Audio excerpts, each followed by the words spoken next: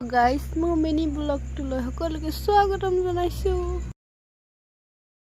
দিনাখন সানডে আছিলে, আমি অফিচলৈ গৈছিলোঁ, সেইবাবে লগৰজনীক আনিবলৈ লগ পাই গ'লোঁ। লগৰজনীক লৈ গৈছোঁ আৰু লগতে ছাৰে মাতিছিলে, ছাৰে গাহৰি লৈ যাব কৈছিলে, গাহৰি দি খানা আছে বুলি।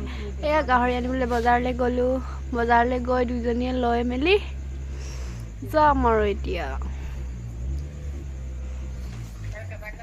ডিগবৈ ইটাভাটাৰ ওচৰৰ বজাৰখনলৈ গৈছিলোঁ দুইজনী আনিবলৈ। তাত গাহৰি মাংস দেওবাৰে ভাল পোৱা যায়। এনেকৈ বাৰু ক'ত ভালকৈ পায় সেইবোৰ চিনি নাপাওঁ বাৰু ইমানকৈ।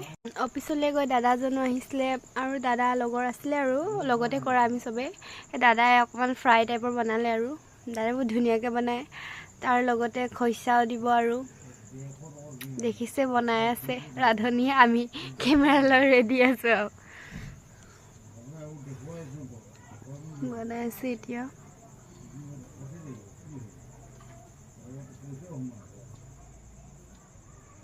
পিঁয়াজ চিয়াজ কাটি লৈছোঁ। এনে ফ্ৰাইকৈ দাদাজনে বনাইছে আৰু মই ভাত খাবলৈ সকলো কাৰণে তেতিয়া মই বনাম আৰু এইখিনি পিঁয়াজ চিয়াজ দুভাগকৈ কাটি থোৱা আছে।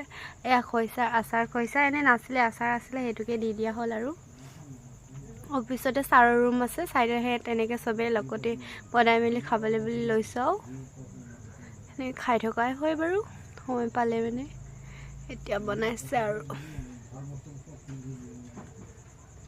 বহুত ভালকৈ বনায় আমাৰ দাদাজনে। দেখিছে আপোনালোকে কিমান চালিয়া বনাইছে, দেখিয়ে কিবা ভাল হৈছে। এনেকৈ বাৰু গাহৰি খাই ইমান ভাল নাপাওঁ, শিকিছোঁ আৰু নতুনকৈ ট্ৰাই কৰিছোঁ। এয়া দেখিছে বনাই ৰেডি, এতিয়া খাবলৈহে বাকী আছে। সকলো জিভা পানী পৰিছে নাই, কেনেকুৱা লাগিছে জনাব। এয়া হৈ গ'ল। তাৰপিছত মোৰখিনি এনেই ভিডিঅ' কৰা নহ'ল বাৰু, তথাপি খোৱা টাইমতে ভিডিঅ'টো বনালোঁ আৰু সকলোৱে বহি খাই আছোঁ।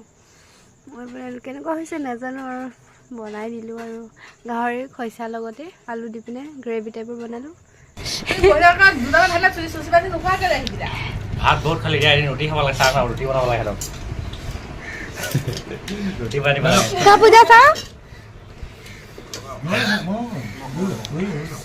তাৰপিছত মোৰ অৱস্থা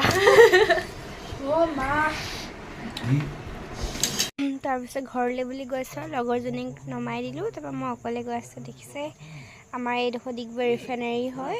এয়া স্কুটি চলালে সদায় হেলমেটটো পিন্ধিব লাগে আৰু মই পিন্ধি লৈছোঁ ভালকৈ আৰু ছেফটিটো মেইন। দেখিছে আমাৰ ডিগবৈ ৰিফাইনেৰী ইমান ধুনীয়া, চফা ধুনীয়া। ইয়াত বহিবলৈ জেগাও আছে, সকলোৱে বহি ফটো চটো মাৰে তেনেকৈ। ইমান ধুনীয়া পৰিৱেশ। ৰ'দটো দিছে যদি অলপ ডাৱৰীয়া কৰি আছে বতৰটো, বহি পিনে ভাল লাগে আৰু তাত তেনেকৈ গৈ আছোঁ আৰু